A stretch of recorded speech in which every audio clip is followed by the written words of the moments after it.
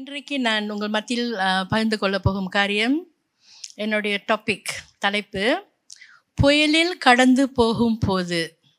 Okay, when you are passing through the storm. இது எனக்கு ரொம்ப பிடிச்ச வார்த்தை, கடந்து போகும்போது.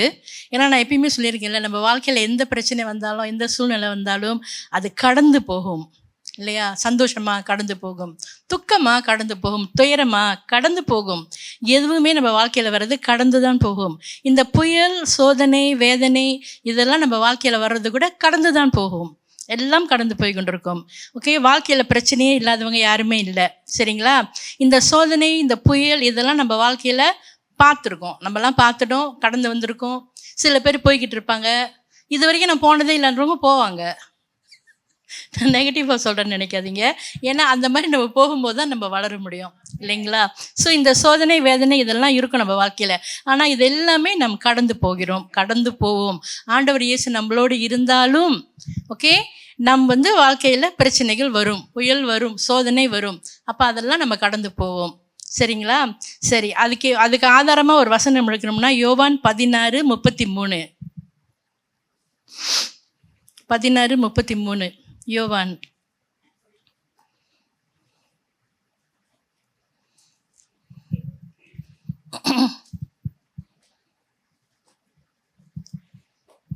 என்னிடத்தில் உங்களுக்கு சமாதானம் உண்டாயிருக்கும் பொருட்டு இவைகளை உங்களுக்கு சொன்னேன். உலகத்தில் உங்களுக்கு உபத்திரவம் உண்டு, ஆனாலும் திடன் கொள்ளுங்கள், நான் உலகத்தை ஜெயித்தேன் என்றார். ஆமென். சொன்னது யாரு? இயேசு கிறிஸ்து. திடன் கொள்ளுங்கள், நீங்கள் உலகத்தை நிச்சயமாக ஜெயிப்பீங்க. ஏன்னா நான் ஜெயிச்சிருக்கேன், நீங்கள் கடந்து போவீங்க அந்த சூழ்நிலையில் அப்படின்னு சொல்லியிருக்கிறாரு. அதை தெரிஞ்சுக்கிட்டு இப்போ நம்ம ஒரு 5 நிமிஷம் 2 நிமிஷம் கத்துட்டு இந்த நேரத்தை ஒப்பு கொடுக்கலாமா? ஹல்லேலூயா. ஆண்டவரே, அந்த நேரத்துக்காக நன்றியோடு ஸ்தோத்திரிக்கிறேன். ஆமாம் ஆண்டவரே, நீரே சொல்லிவிட்டு சென்றிருக்கிறீர். ஆண்டவரே, இந்த உலகத்தில் எங்களுக்கு உபத்திரவம் உண்டு, ஆனாலும் திடன் கொள்ளுங்கள், பயப்படாதிருங்கள், நான் உங்களோடு இருக்கிறேன் என்று சொன்னீரே. ஆண்டவரே, இந்த சோதனையும் இந்த வேதனையும் நாங்கள் கடந்து செல்லத்தக்கதாக ஆண்டவரே நீர் எங்களோடு இருந்து எங்களுக்கு உதவி செய்வேன் என்று நாங்கள் விசுவாசிக்கிறோம். எங்கள் ஒவ்வொருவரும் உடைய கருத்தில் ஒப்புக் கொடுக்கிறோம். ஆண்டவரே, இந்த வேலையிலும் ஆண்டவரே நான் குறையவும், ஆண்டவரே நீர் பெருகவும், ஆண்டவரே இந்த நேரத்தையும் உமக்கு ஒப்பு கொடுத்து ஆண்டவரே உம்முடைய வசனத்துக்குள் நாங்கள் இறங்குகிறோம். இயேசுவின் நாமத்தில் ஜெபிக்கிறேன் ஆண்டவரே, ஆமென். ஓகே, இன்றைக்கு நான் எடுத்துக்கொள்ளும் வசனம் பாருங்க. இந்த கப்பல்னு நான் சொன்னேன் இல்லையா, அந்த கப்பலில் நம்ம போகும்போது, கடலில் போய்கிட்டு இருக்கும்போது, கப்பலில் நிச்சயமாக பயணிக்கும் போது நங்கூரம் வேணும். எத்தனை பேருக்கு நங்கூரம்னா என்னன்னு தெரியும்? நங்கூரம். கடலில் போய்கிட்டே இருக்கும்போது அந்த நங்கூரத்தை அந்த செயலர் இறக்கிட்டாங்கனாக்கா அந்த போர்டு அங்கேயே நிற்கும். அப்படி லேசாக ஆடும், தண்ணியில் ஆடும், ஆனால் நிற்கும், அதே இடத்துல நிற்கும் அந்த கப்பல். அந்த மாதிரி நம்ம ஆவிக்குரிய ஜீவியத்திலும் நமக்கு நங்கூரம் நமக்கு நங்கூரம் இருக்குது. என்ன நங்கூரம்? ஆண்டவருடைய வசனம்.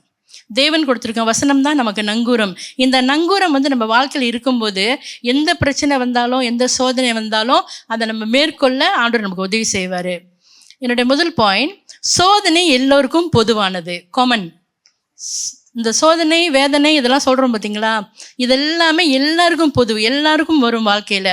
1 கொரிந்தியர் 10:13 இந்த வசனம் ஒரு நங்கூர வசனமாக நம்ம வாழ்க்கையில் எடுத்துக்கொள்ள வேண்டும். அதாவது நம்ம வாழ்க்கையில் சில பிரச்சனைகள் வரும்போது இந்த வசனத்தை நம்ம யோசிக்கணும். இது காமன், எல்லாருக்கும் வரும், இந்த சோதனைகள் எல்லாருக்கும் வரும்னு ஆண்டவர் சொல்லியிருக்கிறாரு அப்படின்னு சொல்லி அந்த நங்கூர வசனமாக அந்த வசனத்தை நம்ம பிடிச்சிக்கொள்ள வேணும். பாருங்க, 1 கொரிந்தியர் 10:13. மனுஷருக்கு நேரிடுகிற சோதனையை அல்லாமல் வேறே சோதனை உங்களுக்கு நேரிடவில்லை. தேவன் உண்மையுள்ளவராய் இருக்கிறார். உங்கள் திராணிக்கு மேலாக நீங்கள் சோதிக்கப்படுகிறதற்கு அவர் இடம் கொடாமல் சோதனையை தாங்கத்தக்கதாக சோதனையோட கூட அதற்கு தப்பிக்கொள்ளும்படியான போக்கையும் உண்டாக்குவார். ஆமென். பாருங்க, இந்த மனுஷர்களுக்கு வர்ற இந்த சோதனை எல்லாருக்கும் வர பொதுவான பிரச்சனை இல்லைங்களா?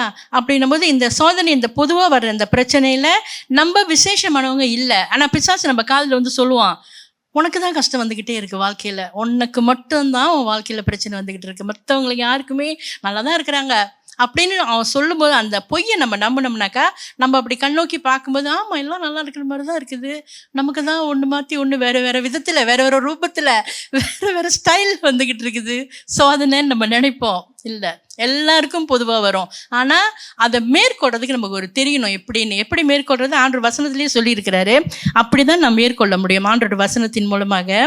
இது அப்போ நம்ம விசேஷமானவங்க இல்லை, நமக்கு ஸ்பெஷலான ஒரு சோதனை வரல, எல்லாருக்கும் வர்ற அதே சோதனை தான் நமக்கும் வந்திருக்குது. பொதுவான சோதனை 1வது பாயிண்ட் அதுதான். இது நமக்கு தெரிஞ்சிச்சுன்னா நமக்கு முதலாவது திறன் வந்துடும் நம்ம வாழ்க்கையில். ஓகே, சில பேர் சொல்கிறாங்க, பகிர்ந்துக்கிறாங்க அவங்க பிரச்சனையை, சில பேர் சொல்ல மாட்டேன்றாங்க. அதுதான் வித்தியாசம். ஓகே, அப்போ நமக்கு முன்பாக நிறைய பேர் கடந்து போயிருக்கிறாங்க, நமக்கு பின்னால் வரவங்களும் கடந்து வருவாங்க. சரிங்களா? ஸோ முக்கியமாக நம்ம என்ன செய்யணும்னா, இந்த எல்லாவற்றிலையும் நம்மை போல சோதிக்கப்பட்டவங்க இருக்காங்க பார்த்தீங்களா, அவங்கக்கிட்ட நம்ம தெரிஞ்சுக்கலாம், அதாவது ஆலோசனை பெற்றுக்கொள்ளலாம். கண்ணாடி போட மறந்துட்டேன்.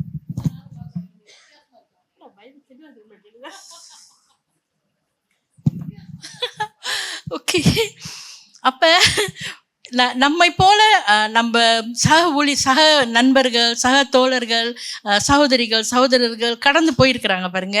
ஆனால் இதுக்கும் மேலே ஒருத்தர் நல்ல ஒரு சாட்சியாக இருந்திருக்கிறார். யாருனாக்கா எபிரேயர் 4:15 பார்க்கலாம் யாருன்னு.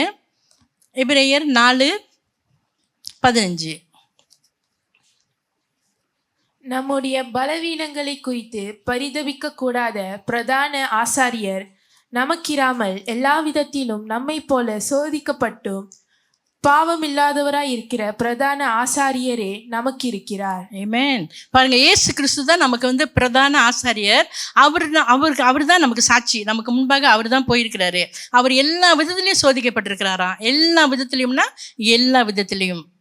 நம்ம நினைக்கிறோம் நமக்கு வந்திருக்க சோதனை அவருக்கு வந்தது இல்லையேன்னு. இல்லை, அவருக்கும் வந்திருக்கு எல்லா சோதனையும். யாரா அவர் மனுஷனா அந்த பூமியில் இருந்த வரைக்கும் எல்லா சோதனையும் அவர் அதற்குள்ளே போயிட்டு தான் அவர் வந்திருக்கிறாரு. அப்படி இருந்தும் அவர் பாவம் இல்லாதவராக வாழ்ந்திருக்கிறாருன்னும் போது அவருக்கு ஒரு விசேஷ பலன் ஆண்டவர்கிட்ட இருந்த அந்த பலன் அவர் பெற்றுக்கொண்டு அந்த சோதனையில் அவர் மேற்கொண்டிருக்கிறாரு.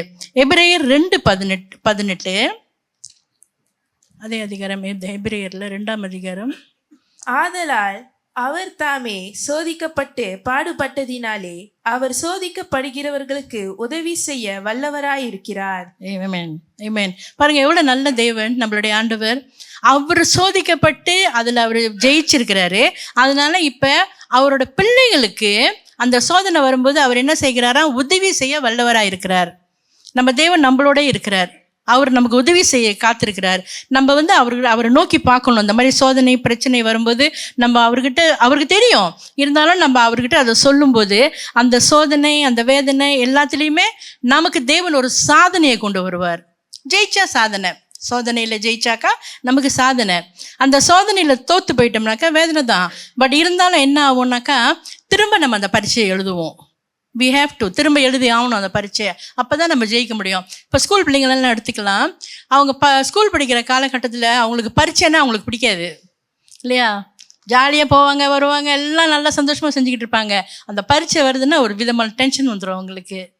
ஐயோ டென்ஷன், ஏன் டென்ஷன்? படித்ததெல்லாம் வரப்போதா வராதோ என்னன்னு தெரியாது. படிச்சிருந்தா தைரியமாக போய் உட்காருவாங்க, எழுதிட்டு வந்துடுவாங்க. அப்படி அவங்க படிக்காமல் சும்மா ஆட்டம் போட்டுக்கிட்டு இருந்தாங்கனாக்கா பரீட்சைனாக்கா அது அவங்களுக்கு பயம்தான். ஏன்னா அடுத்த கட்டத்துக்கு போக முடியாது இல்லையா? ஆனால் மலேசியா கொஞ்சம் வித்தியாசம் இல்லை. நம்ம பாடத்திட்டமே மாறணும். ஆக்சுவலி நாங்களாம் அதுக்காக ஜெபம் பண்ணிக்கிட்டு இருக்கோம். என்னன்னாக்கா இந்த 1வது வகுப்பில் போகிற பிள்ளைங்க அப்படியே தள்ளிக்கிட்டே போகிறாங்க Form 5 வரைக்கும். நீ பாஸ் பண்ணுறியோ பாஸ் பண்ணலையோ. முன்னையாச்சும் ஸ்டாண்டர்ட் 6ல் ஒரு எக்ஸாம் இருந்துச்சு, அப்புறம் Form 3ல் ஒரு எக்ஸாம் இருந்துச்சு, மேஜர் எக்ஸாம். அது ஒரு பயம் வரும் நமக்கெல்லாம். பிள்ளைங்க நல்லா படித்து பாஸ் ஆனால் தான் அடுத்த கட்டத்துக்கு போக முடியும்னு. ஆனால் இப்போ மாறிடுச்சு பார்த்தீங்களா? அது சரியில்லை. மலேசியாவில் தான் இந்த மாதிரி செய்கிறாங்க. சிங்கப்பூர்லலாம் முடியாது, வாசிக்கவே முடியாது. இந்த மாதிரி வெளிநாட்டுலேயும் முடியாது. லைக் இந்தியாவிலலாம் ஸ்டாண்டர்ட் 1 படிச்சுட்டு அந்த ஸ்டாண்டர்ட் 1 பரீட்சையில் பாஸ் ஆகலைன்னா ஸ்டாண்டர்ட் 2வே போக முடியாது. அவங்க கொண்டு வரணும். அந்த மாதிரி திட்டத்தை கொண்டு வந்தால் தான் பிள்ளைங்களுக்கு வயசாகிடும் நிச்சயமாக. ஏன்னாக்கா அந்த கட்டத்துக்குள்ளே அவங்க படிக்கலைன்னா அடுத்த கட்டம் போக முடியாதுன்னா அவங்களுக்கு வயசாகிக்கிட்டே போவோம். அதுவே அவங்களுக்கு ஒரு டென்ஷன் அவங்க நிச்சயமாக படிக்க முயற்சி எடுப்பாங்க. பேரண்ட்ஸும் புஷ் பண்ணுவாங்க அவங்கள. இப்போ வேறு மாதிரி மலேசியாவில் மாறி போய் நிற்கிது. இது பிடிக்கல எங்களுக்கு. உண்மையில் நாங்கள் ப்ரே பண்ணிக்கிட்டு இருக்கோம் அதெல்லாம் மாறணும்னு. ஆனால் பரீட்சை ரொம்ப தேவை, ரொம்ப இம்பார்ட்டன்ட். ஏன்னா பரீட்சை வந்தால் தான் தெரியும் எந்த அளவுக்கு அவங்க படித்தது அவங்க புரிஞ்சு வச்சுருக்கிறாங்கன்னு. அப்போ அந்த எக்ஸாம் அவங்க எழுதும்போது கரெக்டாக எழுதுவாங்க. சரிங்களா? அதே மாதிரி நம்ம ஆவிக்குரிய ஜீவியத்திலையும் நம்ம என்னென்ன ஆண்டோட வசனத்தை தெரிஞ்சிருக்கிறோமோ அது எந்த அளவுக்கு நமக்கு தெரியுதுன்றதை வந்து இந்த மாதிரி சோதனைகள் வரும்போது அப்போ நம்ம எப்படி அதை மேற்கொள்கிறோம், எப்படி அதில் எதிர்த்து நிற்கிறோம், எப்படி அதை ஜெயங்கொள்கிறோம் அப்படின்றதுல தான் நம்மளோட வெற்றியே இருக்குது. சரிங்களா? ஸோ இரண்டாவது பாயிண்ட் நான் சொல்கிறது வந்துருக்கு என்னன்னாக்கா, அதே வசனத்தில் 1 கொரிந்தியர் 10:13 உங்கள் திராணிக்கு மேலாக நீங்கள் சோதிக்கப்படுவதற்கு அவர் இடம் கொடாமல் சோதனையை தாங்கத்தக்கதாக தேவன் உதவி செய்வார், இயேசு கிறிஸ்து உதவி செய்வார். அதாவது நம்மளோட திராணி என்னன்னு சொல்லி ஆண்டவருக்கு தெரியுமா, அந்த திராணிக்கு மேலாக சோதிக்கப்பட ஆண்டவர் விட மாட்டார். நம்ம நினைப்போம், ஐயோ என்னால் முடியலையே, இந்த பிரச்சனை என்னால் தாங்க முடியல, எவ்வளோ சோதனையாக இருக்குது, கஷ்டமாக இருக்குது, தாங்க முடியலன்னு. ஆனால் தேவனுக்கு தெரியும் எந்த அளவுக்கு நம்மளோட திராணி இருக்குன்ட்டு.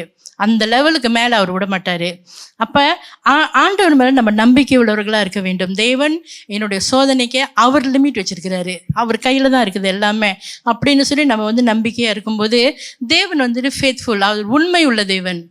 அவருக்கு நம்மளுடைய கஷ்டங்கள் எல்லாமே தெரியும், நம்ம போகிற பாதையும் அவருக்கு தெரியும்.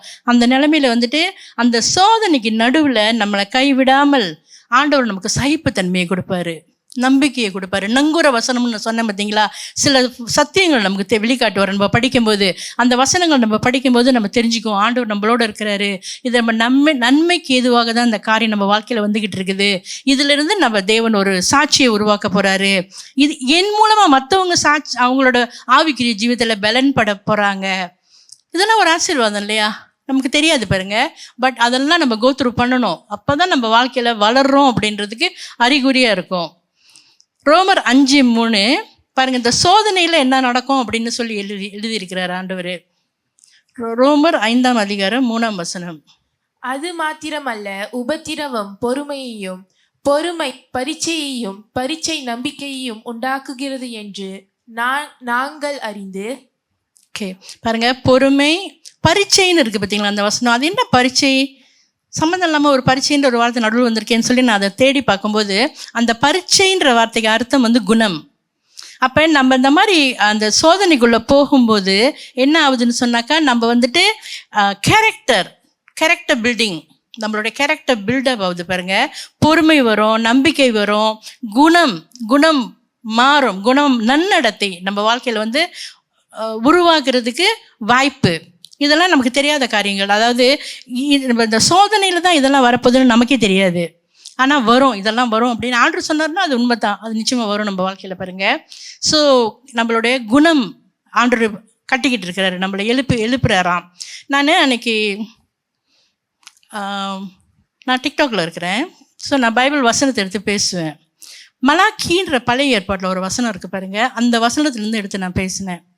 மலாக்கியில் சொல்லுது, தேவன் என்ன செய்வார்னாக்கா நம்மளை புடமிடுகிறாராம். ஆண்டவருடைய பிள்ளைகளை தேவன் வந்து புடமிடுகிறாராம். மலாக்கி 3:3 மலாக்கி 3:3 அவர் உட்கார்ந்து வெள்ளியை புடமிட்டு சுத்திகரித்து கொண்டிருப்பார்.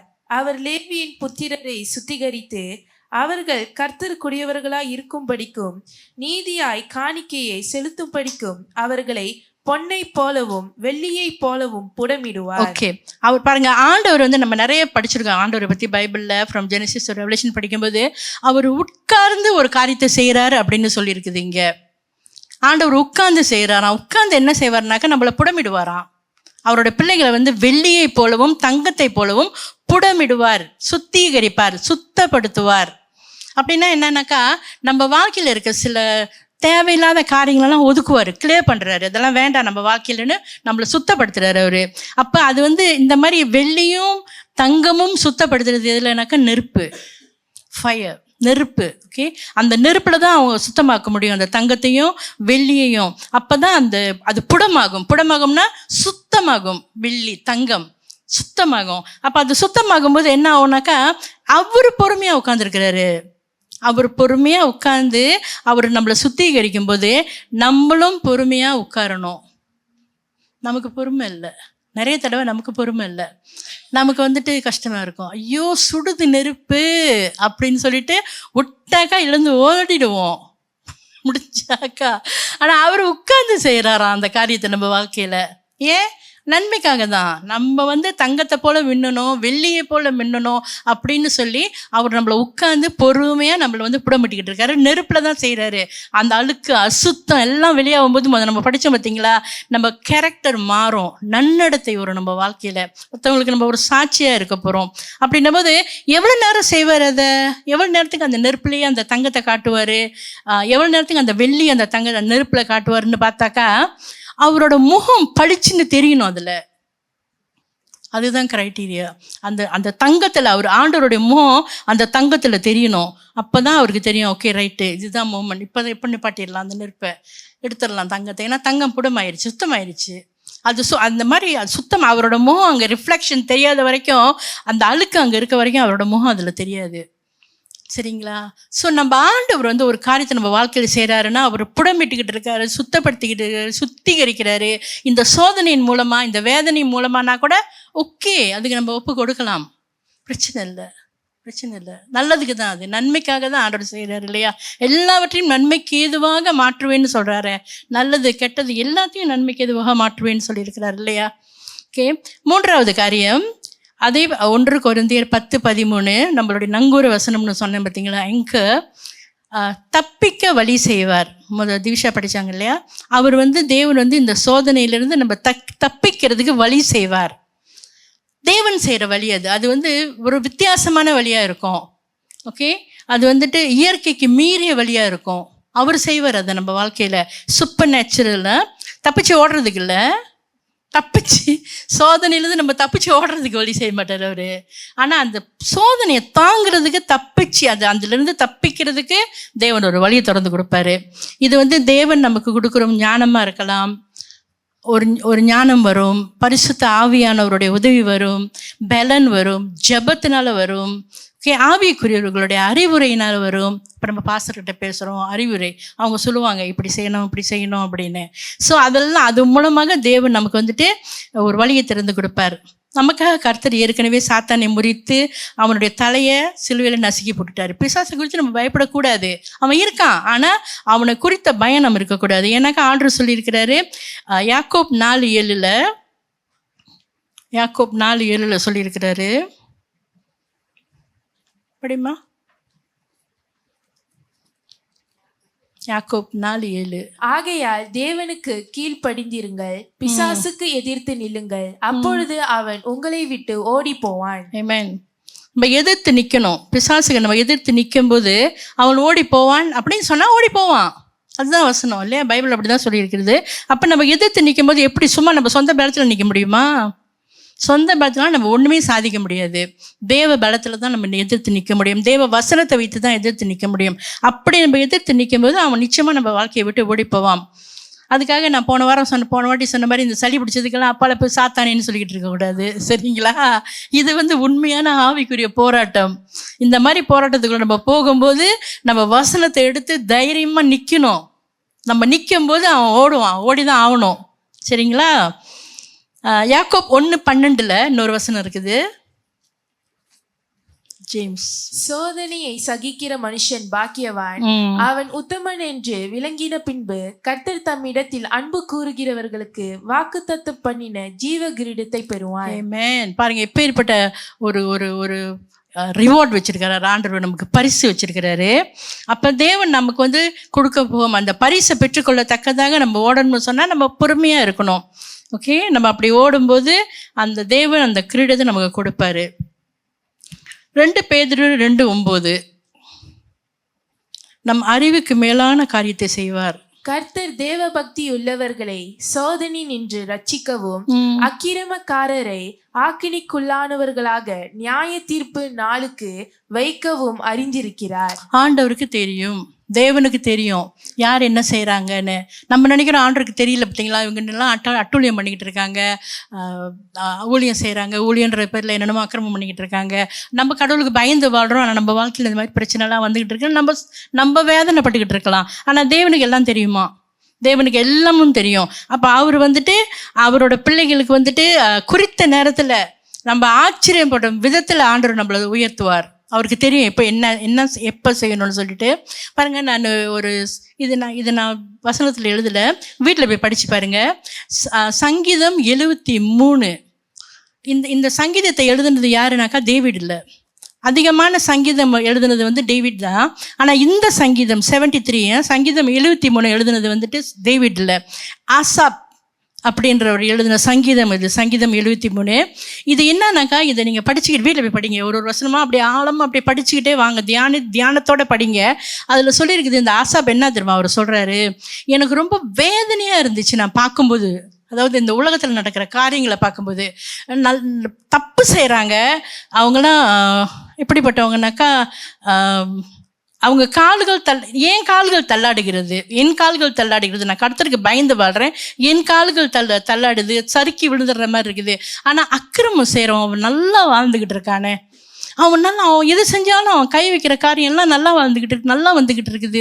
இது எந்த நியாயம், இது என்ன நியாயம் இது கேட்குறான். போய் ஆண்டவர்கிட்ட கேட்குறான், கேள்வி கேட்குறான். இது சரியில்லை ஆண்டவரே, சம்திங் இஸ் ராங். எப்படி ஆண்டவர் இந்த மாதிரிலாம் நடக்கலான்னு அவன் புலம்புறான். அவன் அப்படியே அந்த சங்கீதம் 73 புலம்பல் தான் சொல்லலாம், நான் சொல்லுவேன். அசாபை அவர் புலம்பிக்கிட்டு இருக்கான், எப்படி இந்த மாதிரிலாம் நடக்கலாம் ஆண்டவரே, இது சரியில்லையே. அவங்களாம் அக்கிரமக்காரர்கள், அவங்க செய்கிற காரியம் துன்மார்க்கர்கள் அப்படின்லாம் சொல்கிறான். அவங்க நல்லா சுஜீவனமாக வாழ்ந்துட்டு இருக்காங்க, ஆனால் ஆண்டவரோட பிள்ளைங்க கஷ்டப்பட்டுக்கிட்டு இருக்கோம் அப்படின்லாம் சொல்லி அவன் புலம்பிக்கிட்டு இருக்கும்போது, திடீர்னு பாருங்க 15ஆம் வசனத்தில் சொல்கிறான். 15ஆம் வசனத்தில் நான் படிக்கிறேன். இவ்விதமாக பேசுவேன் என்று நான் சொன்னேனானால், இந்த மாதிரி இப்போ பேசுகிறான் பார்த்தீங்களா, இவ்விதமாக நான் பேசுவேன் என்று நான் சொன்னேனானால், இதோ உம்முடைய பிள்ளைகளின் சந்ததிக்கு துரோகியானேன்.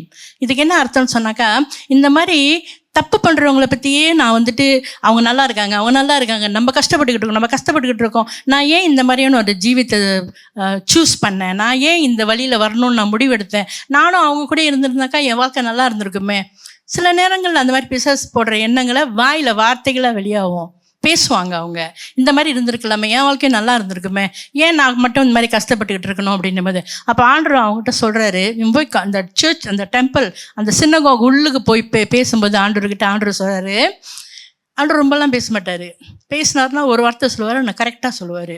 ஆண்டவர் சொன்னார், அவங்க நிற்கிற இடம் வந்து சறுக்கிற இடம், எனி டைம் விழுந்துடுவாங்க, சறுக்கி விழுந்தாங்கன்னா எந்திரிக்க மாட்டாங்க அவங்க.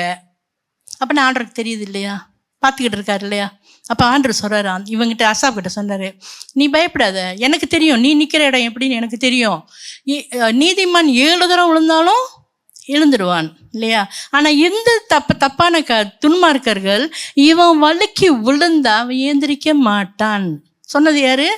ஆண்டவர். அந்த வார்த்தையை கேட்டவொன்னே தான் இவனுக்கு தெரியுது. அசாப் சொல்கிறான், இப்போதான் எனக்கு புரியுது. அப்போ அவங்களாம் இப்போதைக்கு பார்க்குறதுக்கு டெம்பரரி சந்தோஷமாக இருக்கிற மாதிரி இருக்குது. ஆனால் அவங்க நிற்கிற இடம் சறுக்கல் இடம், சறுக்கி விழுந்தாங்கன்னா அவ்வளோதான், ஏந்திரிக்க முடியாது அவங்களால அப்படின்னு. அப்போ தான் அவனுக்கு புரிஞ்சிச்சு அப்படிங்கிறான். ஆனால் அவன் சொன்ன அந்த வார்த்தை எனக்கு ரொம்ப பிடிச்சிருக்குது. என்னன்னாக்கா 15ஆம் வசனம், நான் உம்முடைய பிள்ளைகளின் சந்ததிக்கு துரோகியாவேன். அதாவது நான் இதே மாதிரி பேசிக்கிட்டு தேவனை குறித்து தேவன் கண்டுக்க மாட்டேன்றாரு, இந்த துன்மார்க்கெல்லாம் சந்தோஷமாக இருக்காங்க அப்படி இப்படின்லாம் புலம்பிக்கிட்டே இருந்தால் என்னுடைய சந்ததி, என் பிள்ளைகளோட சந்ததிக்கு நான் துரோகி ஆகிடுவேனே அப்படிங்கிறாரு. இதை குறித்து நான் கொஞ்சம் யோசனை பண்ணுறேன். ஒரு சின்ன காரியம், என்னோட டெஸ்டிமனி மாதிரி சொல்கிறேன். அன்றைக்கி என்னோட பேத்தி ஸ்வேதா என்கிட்ட திடீர்னு ஒரு வார்த்தை சொன்னான். பிள்ளைங்க பேசினாங்கன்னா நான் கொஞ்சம் கவனித்து கேட்பேன் சில நேரத்தில், நாட் ஆல் த டைம், சில நேரத்தில், ஏன்னா அதில் ஞானம் இருக்கும். அவள் சொன்ன, பாட்டி எனக்கு ரொம்ப சந்தோஷமாக இருக்குது பாட்டி, நீங்கள் வந்து ஆண்டவர் இயேசுவை தெரிந்துக்கிட்டு நீங்கள் ஆண்டவரை ஃபாலோ பண்ணதுனால இன்றைக்கி நாங்கள் எங்கள் சந்ததி, எங்கள் ஜெனரேஷன்லாம் பழைய விதமான வாழ்க்கையில் நாங்கள் வாழ வேண்டிய அவசியம் இல்லாமல் போயிடுச்சு. We just follow this. நீங்கள் வழிகாட்டி விட்டுட்டீங்க, நீங்கள் இந்த வழியில் வந்துட்டீங்க, அதனால் நாங்கள்லாம் வந்து அந்த பழைய வாழ்க்கையில் போகாமல் எங்களை நீங்கள் இந்த வகிட்டு கொண்டாந்ததுக்கு ரொம்ப நன்றின்னா திடீர்னு தான் சொன்னா. அவள் வந்து ஃபாஸ்டிங் இருந்து ப்ரே பண்ணிட்டு எனக்கு அந்த வார்த்தையை சொல்லலை, ஜஸ்ட் சும்மா சொன்னான். ஆனால் அந்த வார்த்தை என்னை ரொம்ப டச் பண்ணிச்சு. சந்ததி பார்த்தீங்களா? சந்ததியை குறித்து சொல்லுது, என் பிள்ளைகளின் சந்ததி. இப்போ நம்ம குடும்பத்தில் நம்ம எடுத்திருக்கிற ஒரு முடிவு, நம்ம ஆண்டவரை பின்பற்றுவோம். சோதனை வேதனை எது வந்தாலும் பிரச்சனை இல்லை, நான் ஆண்டவருக்காக நிற்க போகிறேன். மீறி போனால் என்ன ஆகிட போகுது? கர்த்தர் தான், இயேசு தான் நமக்காக ஜெயம் சம்பாரித்து கொடுத்துட்டாரு சிலுவையில். பிசாசு என்ன செய்ய முடியும் அப்படின்ற ஒரு தைரியத்துக்குள்ளே நம்ம வந்துட்டோம்னாக்கா, நம்ம எல்லா சோதனை வேதனையிலும் நம்ம நிற்கும்போது கஷ்டமாக தான் இருக்கும். ஆனால் அந்த கஷ்டத்துலேயும் நம்ம தேவனுக்காக நிற்கும்போது என்ன ஆகுதுன்னா, சாட்சி உருவாகுது. பிள்ளைங்க, நம்ம சந்ததி அதை பார்த்துக்கிட்டு இருக்காங்க. பிள்ளைகளோட பிள்ளைகள், அந்த சந்ததி நம்ம உருவாக்கி வச்சுட்டு போகிறோம் பார்த்தீங்களா? இப்போ நம்மலாம், இப்போ என்னோடய வயசுக்கெல்லாம் ரொம்ப நாளைக்கு இருக்க போகிறது இல்லைல்ல, ஒரு தெரில எத்தனை வருஷம் நம்ம கையில் தெரியாது. ஆனால் என்னோட அத்தியாயம், என்னோட சாப்டர் முடிஞ்ச உடனே அடுத்த சாப்டர் பிள்ளைங்ககிட்ட ஆரம்பிக்கும். பிள்ளைங்களோட பிள்ளைங்க அவங்க கர்த்தருக்குள்ளே இருப்பாங்க. அப்போ அவங்க பின்னால் பார்ப்பாங்க, நம்ம தாத்தா நம்ம பாட்டி அவங்களாம் ஆண்டவருக்காக நின்று இருக்காங்க, அப்போ அவனோட நம்பிக்கையில் அவங்க இருந்தாங்க அப்படின்னு சொல்லி அவங்களுக்கு அது தெரியும். அந்த சந்ததியை உருவாக்கி விட்டுட்டு போகிறோம் பார்த்தீங்களா நம்ம. எனக்கு இந்த சந்ததியை பற்றி பேசணுன்னா ரொம்ப பிடிக்கும். நான் நிறைய அதை பற்றி பேசியிருக்கேன். ஏன்னா அந்த மாதிரி நம்ம செய்யணும். கர்த்தர் நம்மகிட்ட எதிர்பார்க்குறாரு, ஒரு சந்ததியை நம்ம உருவாக்கணும். ஏன்னா நம்ம என்ன வேணாலும் செய்யலாம், என்ன முடிவு வேணாலும் எடுக்கலாம், எப்படி வேணாலும் வாழலாம். ஆனால் நம்ம வாழ்கிற வாழ்க்கை கர்த்தருக்குன்னு சாட்சியாக இருக்கும்போது தான் அது நமக்கு அடுத்த சந்ததிக்கு அது பயனுள்ளதாக இருக்கும். அவங்க வாழ்ந்து காட்டுவாங்க. அதை நம்ம இல்லாமல் போயிட்டா கூட அவங்க வாழ்ந்து காட்டுவாங்க. சரிங்களா? எசையா 41:10 ஆண்டவர் சொல்லியிருக்கிறாரு, பயப்படாதே, உன்னுடனே நான் இருக்கிறேன். நிறைய சத்தியங்கள் கொடுத்துருக்காரு ஐசையால. நான் உன்னை பேர் சொல்லி அழைச்சிருக்கிறேன், நீ என்னுடையவள், நீ தண்ணியில் நடந்தாலும் நான் உன்னோட இருப்பேன், நீ நெருப்பில் நடந்தாலும் நான் உன்னோட இருப்பேன், அந்த நெருப்போட வாசம் கூட உன் மேலே இருக்காதுன்னு சொல்லியிருக்கிறாரு ஐசையா 43. ஐசையா 41 சொல்கிறாரு, பயப்படாதே, உன்னுடனே நான் இருக்கிறேன், திகையாதே, பயப்படாதே. ரைட். ஸோ இதெல்லாம் நம்ம நங்கூர வசனங்கள். இந்த பிரச்சனைக்குள்ள நம்ம போகும்போது நம்ம அதெல்லாம் பிடிச்சிக்கணும். ஆண்டவர் சொல்லியிருக்கிறாரு, இதை தேவன் செய்வார். எபிரேயரில் 13:5 எனக்கு ரொம்ப பிடிச்ச வசனம் இது.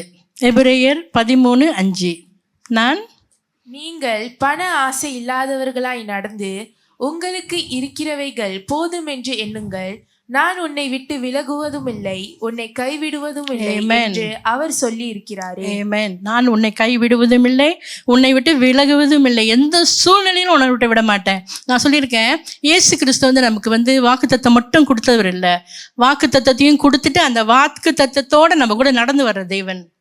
நான் உன்னை விட்டு விலக மாட்டேன்னு சொல்லியிருக்கிறாரு. என் கூடயே வர்றாரு. நம்ம ஒவ்வொருத்தரோடையும் கைகளை பிடிச்சிக்கிட்டு நடந்தே வந்துக்கிட்டு இருக்கிறாரு. ஓகே, கைவிடுவதில்லை, உன்னை விட்டு விலகுவதும் இல்லை. சரி, இப்போ ஒரு கேள்வி கேட்கலாம், ஏன் இந்த மாதிரியான சோதனைகளுக்குள்ள நம்ம போகணும்? இதெல்லாம் என்ன? நான் சொன்ன பரீட்சை, நம்ம வளர்ச்சிக்கு அப்படின்லாம் சொல்லியிருக்கேன். சரி, வசனத்தில் என்ன சொல்லுதுன்னு பார்க்கலாமா? யாக்கோப் 1:2 4 வரைக்கும். என் சகோதரரே, நீங்கள் பலவிதமான சோதனைகளில் அகப்படும் போது உங்கள் விசுவாசத்தின் பரீட்சையானது பொறுமையை உண்டாக்கும் என்று அறிந்து அதை மிகுந்த சந்தோஷமாக எண்ணுங்கள். நீங்கள் ஒன்றிலும் குறை உள்ளவர்களாய் இராமல் பூரணராயும் நிறைவுள்ளவர்களாயும் இருக்கும்படி பொறுமையானது பூரண கிரியையை செய்ய கடவது. ஆமென். இது நம்மளுடைய ஆவிக்குரிய வளர்ச்சிக்காக செய்கிறார் ஆண்டவர். இந்த சோதனைகள்லாம் நம்ம வாழ்க்கையில் வர்றதுக்கு காரணம், நம்ம ஆவிக்குரிய ஜீவியத்தில் நமக்கு ஒரு வளர்ச்சி வேணும். பிறக்கிற பிள்ளை பேபியாகவே இருந்துட்டா யாருக்கு பிடிக்கும்? கொஞ்ச நாள் வரைக்கும் நல்லாயிருக்கும். பேபியாகவே இருந்துச்சுன்னா தூக்கி கொஞ்சிக்கிட்டு இருக்கலாம், சின்ன பிள்ளையாகவே இருக்கும் பேபியை. அதே ஒரு 4 வருஷம் ஆகியும் அதே மாதிரி பேபியாகவே இருந்துச்சுன்னா நமக்கு பயம் வந்துடும். நமக்கு ஏதோ சம்திங் இஸ் நாட் ரைட், டாக்டர்கிட்ட தூக்கிட்டு ஓடுவோம். பேபியாகவே இருக்குது, வளர்ச்சி இல்லையே. பால் குடிச்சிக்கிட்டே அப்படியே படுத்துக்கிட்டு இருந்துச்சுன்னாக்கா கெனாட்.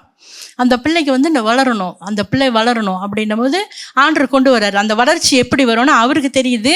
அதனால அவர் அந்த மாதிரி காரியங்களை நம்ம வாழ்க்கையில் அனுமதிக்கிறேன் அப்படிங்கிறாரு. சோதனையை சகிக்கிற மனுஷன் பாக்கியவான். ஓகே, அவன் உத்தமன் என்று விளங்கின பின்பு கர்த்தர் தம்மிடத்தில் அன்பு கூறுவர்களுக்கு வாக்குத்தத்தம் பண்ணின ஜீவ கிரீடத்தை கொடுப்பார். அப்போ அவருக்கு தெரியும் பாருங்க, இதெல்லாம் தேவன் நம்ம வாழ்க்கையில் செய்கிறாரு. கடைசியாக யோவான் 9:3. இயேசு பிரதியுத்தரமாக, அது இவன் செய்த பாவமும் அல்ல, இவனை பெற்றவர்கள் செய்த பாவமும் அல்ல, தேவனுடைய கிரியைகள் இவனிடத்தில் வெளிப்படும் பொருட்டு இப்படி பிறந்தான். கேள்வி கேட்குறதுல நம்ம ஆளுங்கெல்லாம் சூப்பர் இல்லை? ஒரு படத்தில் கமல் சொல்லுவான், கேள்வி கேட்குறது ரொம்ப ஈஸிப்பா, பதில் சொல்கிறது தான் ரொம்ப கஷ்டம். ஏசுகிட்டயே கேள்வி கேட்குறாங்க சீஷ பிள்ளைங்க. ஒரு கண்ணு தெரியாத இருப்பாங்க. உடனே அப்பா இயேசுவே அவன் கண்ணு தெரியாமல் பிறந்திருக்கான், பிறந்ததுலேருந்தே கண்ணு தெரியாமல் இருக்கான், குருடன். அது அவன் செஞ்ச பாவமா இல்லை அவங்க அம்மா அப்பா செஞ்ச பாவமா? இப்போ உங்கள்கிட்ட அந்த பதிலை சொன்னால் நீ ஏதாச்சும் நிவர்த்தி பண்ணுவியா? அவங்ககிட்ட பதில் இருக்கா, சொல்யூஷன் இருக்கா? ஆனால் கேள்வி மட்டும் கேட்டு வச்சிருவாங்க உடனே. அது யாரோட பாவம்? அவங்க அம்மா அப்பா பாவமா இல்லை அவன் பாவமா? ஏன் அவன் குருடனாக இருக்கான்னு இயேசு சொன்னார், இது அவன் பாவமும் இல்லை, அவங்க அம்மா அப்பா பாவமும் இல்லை, தேவனுடைய நாமத்தின் மகிமைக்காக அவன் மூலமாக ஒரு அற்புதம் நடக்கும். அந்த கண் பார்வை அவனுக்கு கிடைக்கும்போது தேவனுடைய நாமத்துக்கு மகிமை. அந்த மாதிரி நம்ம வாழ்க்கையிலையும் தேவன் பார்த்துக்கிட்டு இருக்காரு. சில சோதனைகள், சில பிரச்சனைகள், சில சூழ்நிலைகள், எதிர்மறைவான காரியங்கள் வரும்போது நம்ம அதை எப்படி எதிர்கொள்கிறோம் அப்படின்னு அவர் பார்த்துக்கிட்டு இருக்காரு. அதன் மூலமாக தேவனுக்கு மகிமை. வந்தால் சந்தோஷம், வந்தால் சந்தோஷம், வரலைன்னா அவருக்கு வேதனை. ஏன்னா அது வரணும்னு அவர் எதிர்பார்க்குறாரு. நம்ம அதை ட்ரை பண்ணணும், முயற்சி எடுக்கணும். நமக்கு தெரியும் இந்த சூழ்நிலையில் தேவன் எனக்காக ஒரு காரியம் செஞ்சுக்கிட்டு இருக்காரு, இதுலேருந்து நான் ஒரு நல்ல சாட்சியாக எழும்பணும் அப்படின்னு முயற்சி எடுக்கணும். நம்ம ட்ரை பண்ணணும். நம்ம தேவன் உதவி செய்வார் இல்லையா? அதான் நமக்கு தான் உதவி தான் கொடுத்துருக்காரு. ஆண்டவர் பரிசுத்தாவியானவர் இருக்காரு, வசனம் இருக்குது. வசனத்தை படிக்கிறத மட்டும் நம்ம விடவே கூடாது. எந்த நேரமும் நம்ம ஆண்டவர் வசனத்தை பிடிச்சிக்கணும், நங்குரம் மாதிரி. இதுதான் வசனம் ஆண்டவர், இதுதான் ஆண்டவர் எனக்கு உதவி, இதுதான் எனக்கு வந்துட்டு வழி நடத்த போகுது அப்படின்னு சொல்லி நம்ம அதை இறுக பிடிச்சிக்கும் போது அவர் செய்வார். அதை நிச்சயமாக அவர் செய்வார். கர்த்தர் பெரியவர் இல்லையா? நல்ல காரியங்கள் நம்ம வாழ்க்கையில் செய்கிறதுக்காக நிறைய அவரோட பிளான், அவரோட திட்டம் எல்லாமே நல்லதாக இருக்கிறாரு, வச்சிருக்கிறாரு. அது நடத்தணும், அது வரும் நம்ம வாழ்க்கையில். ஒரு சின்ன கதை சொல்கிறேன், செய்தி முடிஞ்சிச்சு, கதைக்கு வருவோம். சின்ன கதை. அதாவது ஒரு மகன் என்ன செஞ்சிச்சான், ஒரு 15-16 வயசு பிள்ளை. அது படிக்கிற வயசில் அதுக்கு நிறைய பிரச்சனைகள், படிக்கிற வயசுலேயே அதுக்கு நிறைய பிரச்சனைகள் போல இருக்குது. பாவம் போயிட்டு அவங்க அம்மா கிட்ட ஒரு நாளுக்கு ஒவ்வொன்று அழுகுதான், எனக்கு தாங்க முடியல, நிறைய வாழ்க்கையில் எனக்கு ஸ்கூலில் நிறைய பிரச்சனைகள், நிறைய சோதனைகள். சோதனைன்னா என்னன்னு தெரியல வயசு, அது 15. அது சொல்லுது போய், சோதனை, ரொம்ப சோதனையாக இருக்குது எனக்கு, வாழ்க்கை ரொம்ப கஷ்டமாக இருக்குன்னு. அம்மா சொன்னாங்களாம், சரி உட்காருமா, நான் உனக்கு ஒரு சின்ன எக்ஸாம்பிள், ஒரு ப்ராக்டிக்கலாக ஒரு காரியத்தை செஞ்சு காட்டுறேன், அது மூலமாக உனக்கு பதில் நான் சொல்கிறேன்னு. சின்ன அந்த பிள்ளை உட்காந்துச்சான். அம்மா என்ன செஞ்சாங்கன்னா, கேரட் எடுத்தாங்களாம், கேரட் எடுத்துக்கிட்டாங்களாம், அப்புறம் முட்டை எடுத்தாங்களாம், அப்புறம் காஃபி எடுத்தாங்களாம். 3-in-1 coffee, Indo coffee my favourite, எடுத்துக்கிட்டாங்களாம். அதை 3-in-1 காஃபி, முட்டை, கேரட். ஒரு பானையில் தண்ணி கொதிக்க வச்சாங்களாம். 3 பானை தனியாக, 3 பானையில் தண்ணி நல்லா கொதிக்க விட்டுட்டு அந்த கொதிக்கிற தண்ணியில் கேரட்டை போட்டாங்களாம், இந்த சைடில் முட்டையை போட்டாங்களாம், இந்த சைடில் காஃபியை போட்டாங்களாம். சரி, கேரட் என்னாச்சுன்னா கொஞ்ச நேரம் கொதிக்க விட்ட உடனே, ஒரு மேபி 15 minutes கொதிக்க விட்ட உடனே, கொஞ்சம் நேரம் ஆனதுக்கப்புறம் இந்த கேரட் எடுக்கும்போது எப்படி இருக்கும், கிராஸாக இருக்கும்ல, ரொம்ப ஹார்டாக இருக்கும், உடைக்க முடியாது, கிராஸாக இருக்கும். ஆனால் அந்த தண்ணி கொதிக்கிற தண்ணியில் இருக்க கொஞ்சம் நேரத்தில் சாஃப்டாகிடுச்சு கேரட்டு. முட்டை எடுத்தால் அப்படி கொஞ்சம் லேசாக விட்டோம்னா உடஞ்சிடும் இல்லையா? கையில் கூட கொஞ்சம் சமயத்தில் அமுக்கிட்டோம்னா வேகமாக உடஞ்சிடும். அந்த தோல் ரொம்ப கிராஸாக இல்லைன்னா உடஞ்சிடும், இல்லைன்னா கையை விட்டு விழுந்துச்சுன்னா உடஞ்சிடும். அந்த மாதிரி ரொம்ப இலகுவாக இருக்கக்கூடிய ஒரு முட்டை அந்த கொதிக்கிற தண்ணியில் அந்த 15 நிமிஷம் இருந்தோம்னா என்ன ஆகும், கிராஸ் ஆகிடும், ஹாட் பாயில் கிராஸ் ஆகிடுது முட்டை. 3வது அந்த காஃபி, 3-in-1 காஃபியை அது அந்த தண்ணியில் போட்டாங்க இல்லையா? இப்போ அந்த தண்ணி கொதிக்கும் போது அந்த காஃபியோட நறுமணம், அந்த வாசம், அந்த தண்ணியே மாறி, அந்த கலரும் மாறிடுச்சு, தண்ணியோட கலரும் மாறிட்டு காஃபி ஆயிடுச்சு. அதை குடிக்கலாம் அடுத்து. இப்போ அம்மா எக்ஸ்பிளைன் பண்ணுறாங்க பாரு, 3 பேருக்கும் ஒரே மாதிரி பிரச்சனை தான், தண்ணி கொதிக்கிற தண்ணி தான் பிரச்சனை அதுக்கு 3 பேருக்குமே. ஆனால் 3 பேருமே அதை எப்படி எதிர்கொண்டாங்க?